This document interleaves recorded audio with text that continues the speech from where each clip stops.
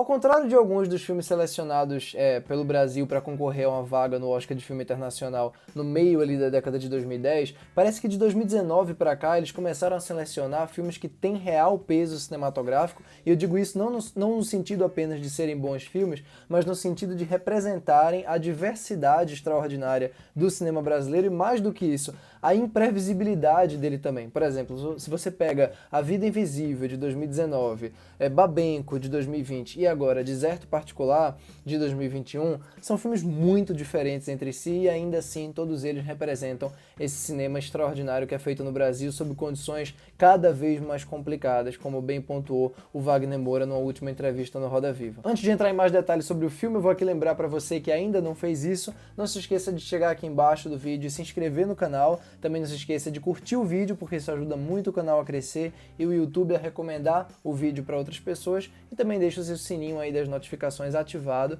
para receber notificações sempre que a gente postar vídeos novos aqui. E vocês também podem acompanhar outros comentários meus, tanto na minha conta do Twitter, que está ativa há pouco tempo, quanto a minha conta do Letterboxd, em que eu posto sempre comentários ao longo das semanas sobre filmes, lançamentos, enfim, que eu vou assistindo. E eu fiz especificamente essa comparação com esses últimos dois filmes porque eu gosto tanto deles quanto eu gosto agora desse Deserto Particular, que é um filme dirigido pelo Ali Muritiba e que conta uma história muito bonita de um personagem que é um policial que, depois de cometer um erro gravíssimo, não convém aqui necessariamente dizer para quem não viu qual é esse erro, o que foi que ele fez, mas ele está sob muita pressão. O pai dele, inclusive, tem demência senil num estado muito avançado, ele tem uma irmã que é mais nova e que ele tem que dar alguma assistência, ele está com uma namorada nova, o que preocupa ele, ele está sob pressão da mídia, então ele resolve fugir, entre aspas, para se isolar, saindo lá de Curitiba até chegar em Sobradinho, e tudo isso, na verdade, não só para se refugiar, mas para encontrar uma mulher com quem ele tem falado no WhatsApp, que é meio que o único ponto seguro dele, tem sido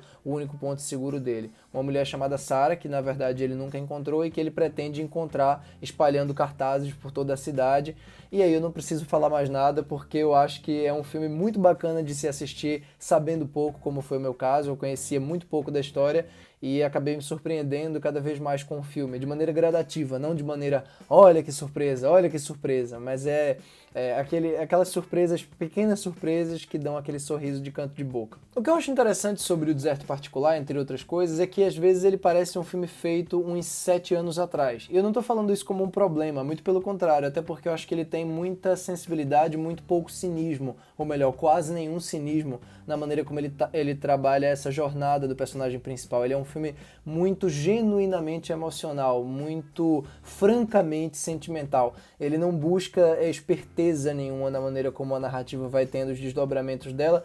e dependendo da forma como você vê isso, pode ser até que, se ele o fizesse, fosse um pouco até ofensivo. Mas o que é bonito é justamente isso, é que ele trabalha tudo isso de maneira muito sincera, ele trabalha os sentimentos dele de maneira muito recitada às vezes, e é interessante como na segunda metade, principalmente, os diálogos, inclusive, vão ganhando um pouco mais esse caráter recitado, sussurrado, poético, né? E ele faz isso sem nenhum tipo de pudor, sem nenhum tipo de descrição, quer dizer, ele abraça mesmo isso, ele abraça posicionamentos dos personagens e ao mesmo tempo não trai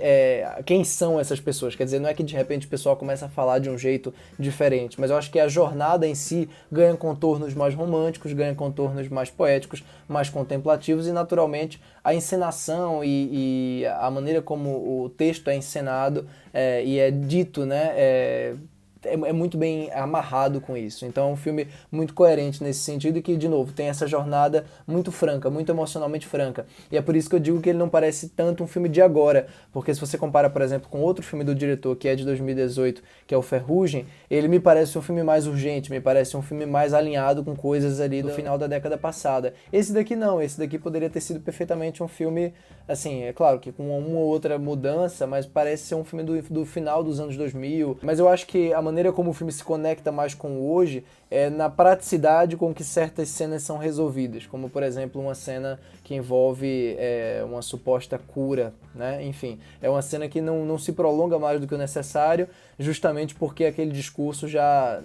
é tão repetido e é tão dolorido para as pessoas minimamente conscientes ouvirem aquilo que o filme não insiste tanto. Então é um momento ou no outro, com essa sutileza que eu tô citando, que o filme deixa claro que ele não é de um bom tempo atrás, já que tanta coisa mudou nos últimos anos. Mas no geral, o arco dele é um arco... é um arco muito atemporal, e de novo, não estou dizendo isso como um problema, pelo contrário, eu estou dizendo como um grande elogio, porque é um filme de fato todo muito bonito. Eu acho a interpretação do Antônio Saboia como protagonista, como esse policial chamado Daniel, particularmente muito comovente, porque é uma interpretação que passa ele em si, a figura dele, passa uma afabilidade muito grande, ele é um cara afável, ele tem um olhar doce, né, e ele se comporta dessa maneira com os personagens em volta, principalmente com o pai, você vê a paciência que ele tem com o pai, você vê inclusive o carinho, o afeto que ele tem pela irmã, e ao mesmo tempo o lado mais conservador dele, quer dizer, ele é um personagem muito mais rico do que parece no começo, e conforme ele vai entrando nessa viagem em mais de um sentido, esses outros lados dele vão começando a aparecer mais, e eu acho que ele demonstra isso com muita inteligência, com muita sensibilidade. Nas últimas cenas do filme ele tá particularmente sensacional, sensacional mesmo. E claro, a interpretação do Pedro Fasanaro, que faz um outro personagem muito importante, eu não quero dizer quem é, pra quem não viu o filme ainda, porque talvez aí eu entre em território de spoiler, mas é um personagem que domina muito o filme na segunda parte e que tem cenas igualmente maravilhosas, assim. Os dois contracenam em uma das melhores cenas que eu vi esse ano, diga-se de passagem. E eu também queria, claro, destacar o Tomás Aquino, que roubou a cena do Bacurau em vários momentos, não só a cena, como umas 3 cenas, e aqui ele faz a mesma coisa. Quando ele aparece, ele não vou dizer que ele é um alívio cômico, porque não é um alívio, mas porque o filme todo é muito